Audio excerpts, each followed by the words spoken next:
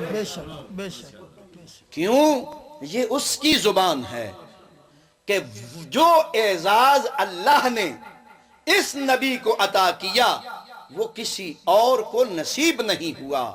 وما ينطق عن الهوى ان هو الا وحی یوحی، یہ میرا حبیب بولتا ہی نہیں، ہونٹوں کو جنبش دیتا ہی نہیں، یہاں تک کہ میں اللہ سے کوئی چیز مانگتا نہیں، میں خود سے دے رہا ہوں۔ نعرہ تکبیر، نعرہ رسالت، نعرہ حیدری۔ جناب موسیٰ نے کہا رب شرح لی صدری، کسی نبی نے وسیع مانگا، کسی نبی نے اولاد کے لیے نجات مانگی، کسی نے کچھ مانگا، میرے حبیب نے یہ بھی نہیں مانگا۔ خود خدا نے کہا الم نشرح لک صدرک، کیا ہم نے تمہارے سینے کو وسعت نہیں دی؟ علم جیسی با کمال نعمت حبیب کبریا نے نہیں مانگی۔ خدا نے کہا قل رب زدنی علما، میں کہتا ہوں میرا حبیب تم کچھ تو مجھ سے مانگو، میں عطا کرنے کے لیے بےتاب ہوں۔ میرا حبیب تمہارا بڑا مقام ہے، اور یہ اجر رسالت بھی اللہ نے کہا تو مصطفیٰ نے مانگا،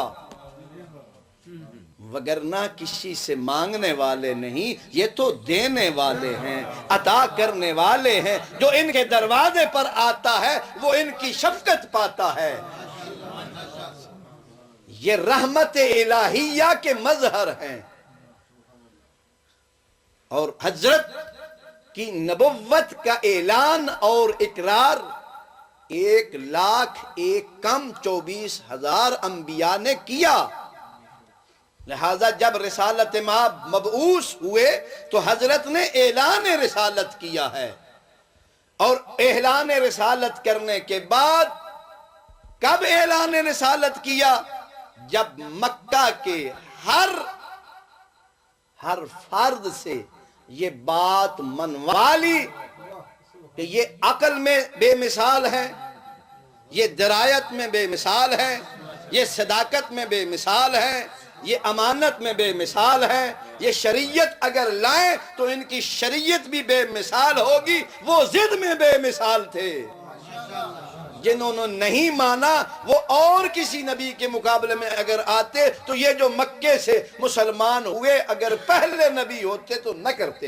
یہ بڑے ضدی قوم تھی جس سے رسالت مآب کا پالا پڑا، لیکن وہ رحمت کا جوہر دکھایا، وہ صداقت کا پرچار کیا، وہ امانت کو کمال عطا کیا کہ اب ان کے لیے چارہ نہیں کہ وہ مانے۔ اور فصاحت و بلاغت، کیونکہ ہر نبی اپنے اپنے زمانے میں جس چیز کا زیادہ رواج ہوتا تھا وہی معجزہ ظاہر کرتے تھے، تاکہ حد اقل اہل فن، اہل علم، اہل فن سے مراد فرض کریں حضرت موسیٰ کے زمانہ میں جادو زوروں پر تھا، مجھے اور آپ کو جادو اور غیر جادو میں فرق کرنے میں مشکل پیش آئے گی۔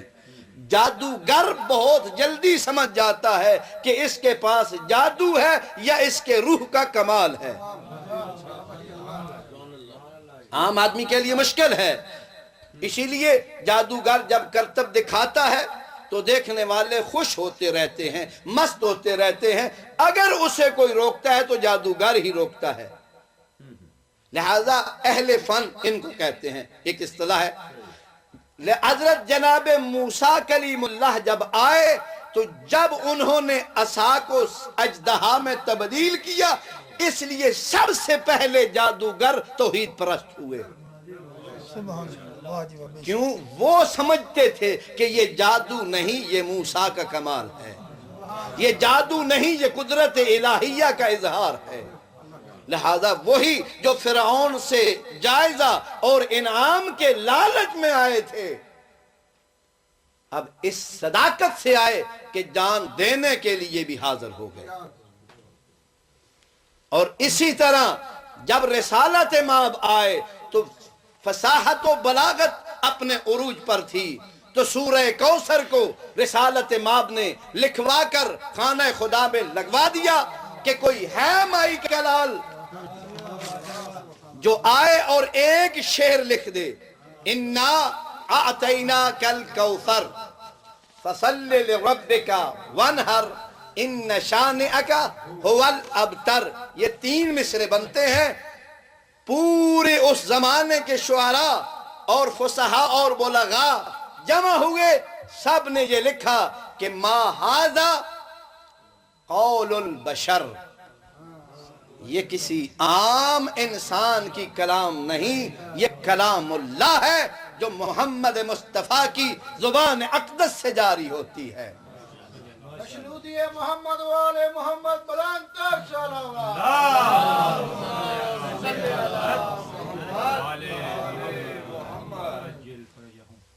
لہذا جس ذات کا اتنا احسان تھا، جس نے انسانوں کو انسانیت سکھائی تھی، جس نے ان گمراہوں کو ہدایت کی شاہراہ دکھائی تھی، سوال یہ ذہن میں آتا ہے کیا ہوا کہ صرف 50 سال بعد کون سا انقلاب آیا، کون سے حالات بنے کہ صرف 50 سال بعد اسی مصطفیٰ کا نواسا اسی کی امت نے شہید کر ڈالا؟ کیا ہوا امت اسلامی کو؟ میں غور کرتا رہتا ہوں۔ ذوالفقار علی بھٹو نے پاکستانیوں کو کیا دیا؟ خود پاکستان کی زمین سے 5 مرلے غریبوں کے نام کیے، آج تک پیپلز پارٹی اسی نام کو کھا رہی ہے۔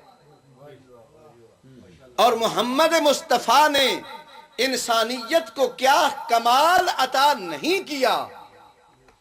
کنتم خیر امتن کا لقب اللہ نے ملت اور امت محمدی کو دیا۔ کیا ہوا؟ کون سے عناصر درمیان میں آئے، شہید کر دیا جاتا ہے؟ یہ غور طلب بات ہے، اس پر ہر صاحب فکر کو فکر کرنی چاہیے۔ یہ دعوت فکر دے رہا ہوں۔ امام حسین صرف شیعوں کے نہیں، جس کے لیے رسول اللہ میں یار ہیں، کہ خود قرآن نے کہا جو حبیب خدا بننا چاہتا ہے وہ مصطفیٰ کی اتباع کرے۔ حسین وہ ہے جو دوش مصطفیٰ کا سوار ہے، اور یہ حدیث اسے ہر شیعہ اور سنی، ہر مورخ اور ہر محدث مانتا ہے کہ رسالت مآب نے ارشاد فرمایا الحسن والحسین سید شباب اہل الجنہ، حسنین جنت کے جوانوں کے سردار ہیں، وَأَبُوهُمَا خَيْرٌ مِّن، اور ان کا باپ ان سے بھی افضل۔ کیا ہوا کہ جو دوش نبوت کے سوار تھے، جن سے محمد مصطفیٰ کو پیار تھا،